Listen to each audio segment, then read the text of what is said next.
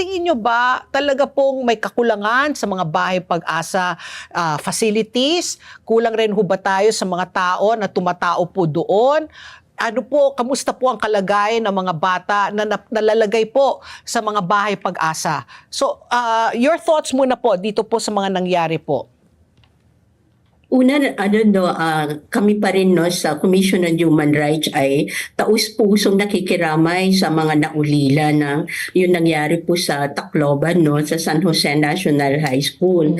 At kagaya na nga ng mga nabanggit ko sa mga previous interviews, may ginagawa po yung Commission on Human Rights. Nagkakandak po kami na separate independent investigation patungkol sa issue na to. Tapos po, up to now, yung Commission on Human Rights po ay ganun pa rin po yung paninindigan niya, yung position niya na hindi dapat ibaba ang minimum age of criminal responsibility sa Pilipinas.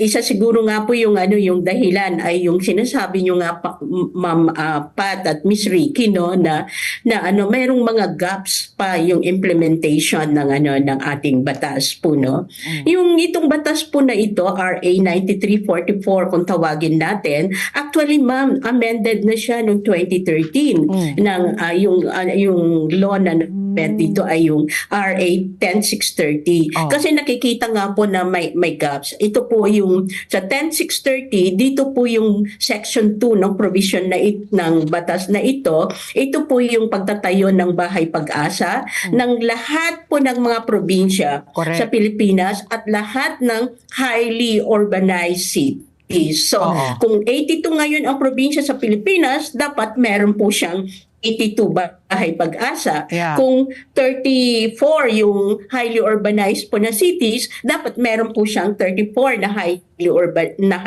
bahay pag-asa. Pero kung po siguro, alam rin po ninyo batay sa inyong monitoring ma'am, na hindi pa. Correct, kulang. Hindi pa ganun yung 30% ang meron pa lang na bahay pag-asa.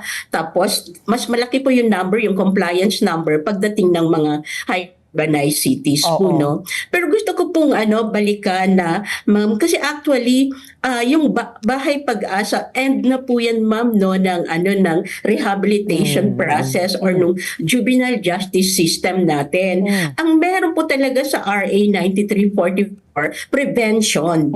Yung tinatawag natin na Comprehensive Juvenile Intervention Program. So ibig sabihin kung may mga nangyayari po ma'am na meron pa rin mga CICL, ibig sabihin po may kulang pa tayo doon sa children in conflict with the law, may kulang pa ho tayo doon sa prevention aspect ng program. So hindi lang po yung bahay pag-asa meron pa ho tayong kakulangan doon sa mga programa ng government, both the national and the local, pagdating po sa pag-i-implement ng mga iba't ibang intervention or services na sana mula sa barangay hanggang sa national level.